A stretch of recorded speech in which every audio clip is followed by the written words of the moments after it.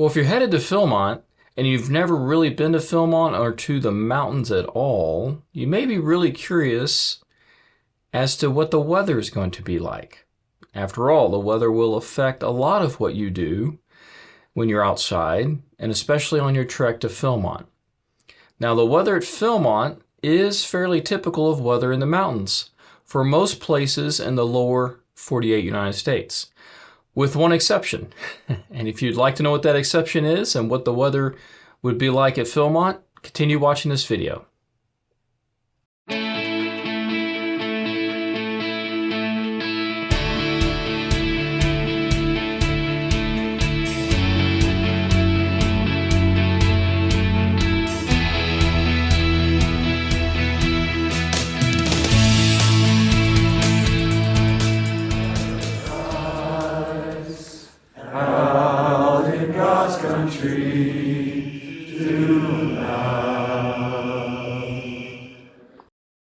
Hey, real quick, right before we jump into this video, if you'd do me a huge favor and hit that like button.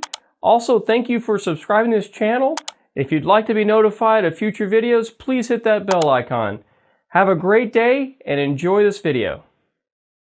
Now, this video covers the anticipated weather for summer treks only, which span from approximately mid-June through early August. Now, this could apply to fall treks. However, the weather will be a little bit cooler and probably not as wild as far as hail goes. Now, remember that this is weather. You can't anticipate exactly what the weather will be. Now, season-long fluctuations like dry spells affect the weather. You could have a warm or a cold front move through over a few days and have nothing but rain or nothing but sunshine. So remember, I'm going to discuss the typical weather ranges. So it could be maybe up to 10 degrees cooler at night or up to 10 degrees hotter during the day. So let's get into this video. Now let's start off talking about temperature. It's not uncommon for the low temperature in the upper campsites at the upper elevations, say up around Baldy or Mount Phillips, to be in the upper 20s at night for the low. Now, upper 20s meaning about 28 degrees. Most often you'll probably see it in the mid 30s, but definitely plan for the upper 20s. If it's early June and you have a cold front move through, it could be closer to 20 degrees. Just all kind of depends. Now, the high temperatures, okay, can get into the high 90s or even the low 100s.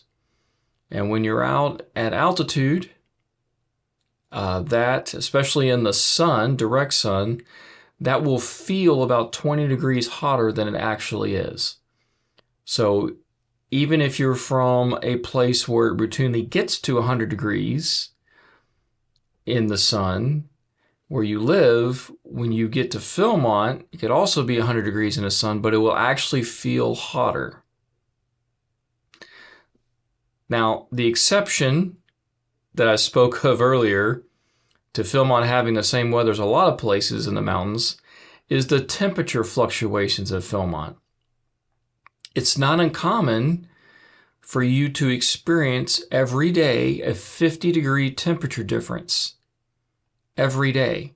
So what does that mean? Well, it's not uncommon for a crew to wake up at a high elevation with ice and frost and a temperature around, say, 28 degrees. And then 4 hours later, they're at a lower elevation and it's 100 degrees out and boiling hot. And so that's actually about a 70-degree temperature swing.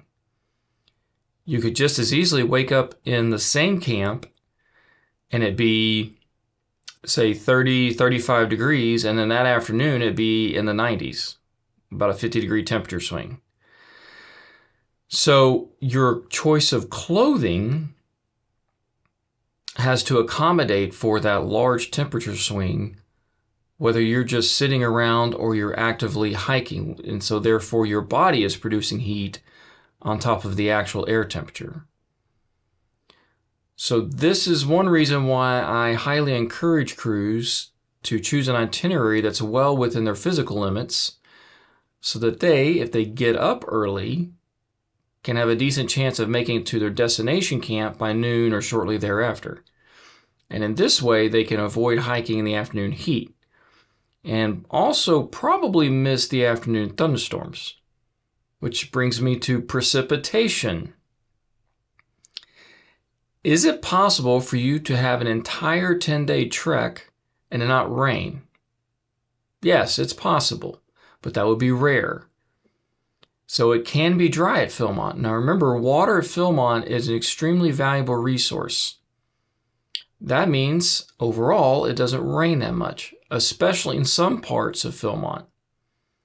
Now the area around Baldy is a little different, because Baldy sticks up really high above the surrounding area, and that means that it sticks out in the wind, and wind from any direction.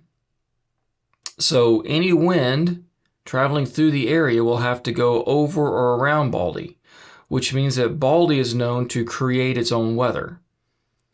So for example, it could be bone dry and boiling hot at Poniel, but just a few miles away at Baldytown, it's pouring down rain. Because again, the wind has brought in moisture, and that moisture is having to climb over Baldy or go around it. Now, it could also rain on your entire trip. So just like being dry for entire 10 days, it's not very likely that it will rain all day, every day for 10 days. But it is common that it will be sunny for most of the day until the afternoon at some point. And then it'll rain for an hour or two, and then the rain will stop. And usually won't rain again until the next afternoon. So think of being in camp under a dining fly, sitting in a chair, and enjoying the cooler temperatures while it rains. Or it hails, rather than being out hiking in it. So yes, there are hailstorms at Philmont.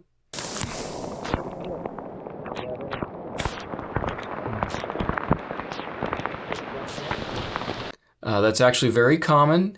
It's very likely that your crew will be in at least one hailstorm during your trek. Now most hail is pea-sized, but it can also get to golf ball size hail. All hail can be dangerous. And hail can definitely tear up your tents, your dining flies, or other things. So again, it is very likely that your crew will experience at least one hailstorm during your trek. Hopefully you're in the trees and you're not out in the open.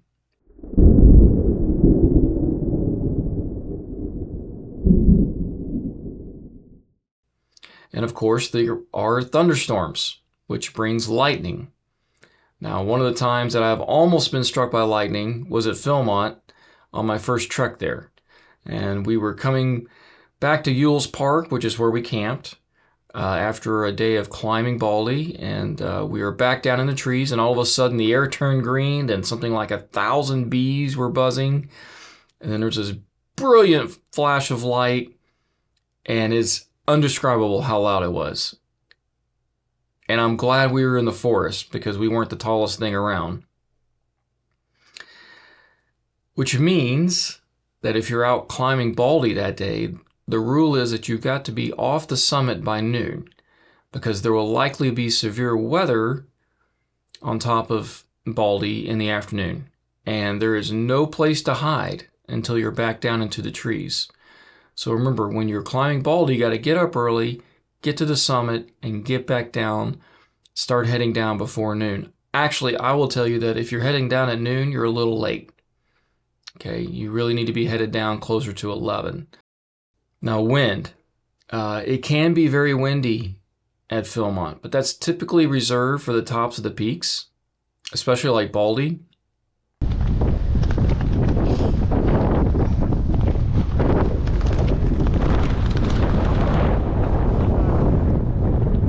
It can be sunny and out of the wind and feel very warm, and then you literally a few minutes later, you're on top of Baldy and it's extremely cold and the wind is blowing 20, 30 miles an hour and there's nothing to block the wind, which means you always need to bring your puffy jacket, your warm jacket with you when you get to the top of Baldy. How about humidity? So a lot of people think that it's going to be low humidity because you're going to the desert. And the humidity at Philmont is typically fairly low, but it is surprising how humid it actually can get at Philmont. Remember, you don't have a choice of where the campsite is located. Your camp could be next to a creek in a valley, and then that would be extremely humid. Now, your campsite could be out in the open with a breeze and the sun, and then that would be fairly low humidity. And these two campsites could be fairly close to each other. You just won't know until you get to your actual camp and then campsite what you're going to get. So definitely expect it to be humid at some point in your trek, which means if you're trying to dry out clothes, that's not going to happen very easily. But for the most part, it will be probably lower humidity than you're used to, but it can still definitely get very humid. Now, monsoon season. Is there a monsoon season at Philmont? Well, first, the definition of a monsoon doesn't fit into anything at Philmont. It can rain at Philmont at any time. And you'll be at Philmont for 7 or 10 days, and over the course of those 7 or 10 days, anything can happen. So you have to be prepared for whatever happens. Now, people have created this narrative of a monsoon season that if you go to Philmont or July, it's going to rain all the time, which is not necessarily true.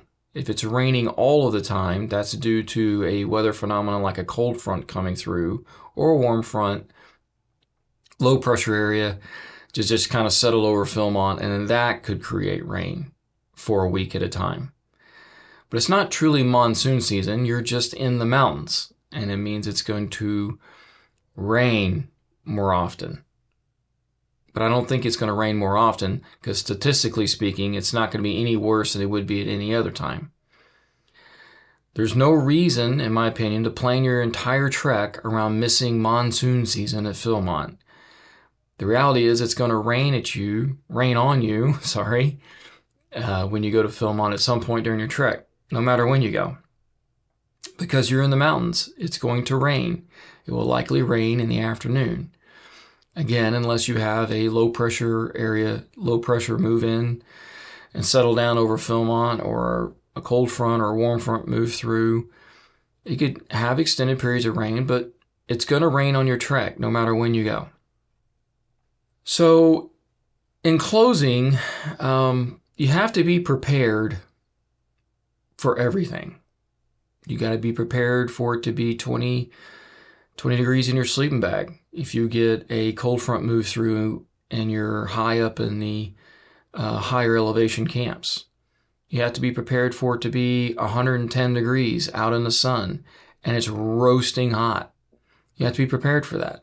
You need to be prepared for it to rain. You need to learn how to hike in the rain and control your heat that your body creates while you're hiking and wearing rain gear. You need to learn how to camp in the rain, set up your tent in the rain.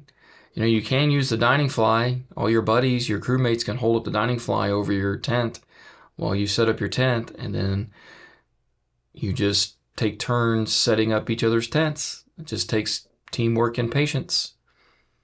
You need to be prepared to be cold. You need to be prepared to hike when it's boiling hot in the blazing sun and pretty miserable. You need to be weather aware. Storms tend to hide on the opposite side of ridges and mountains, and then all of a sudden the weather is on top of you. So remember, noise, thunder, travels a long way and it travels around mountains. Sound doesn't require the line of sight.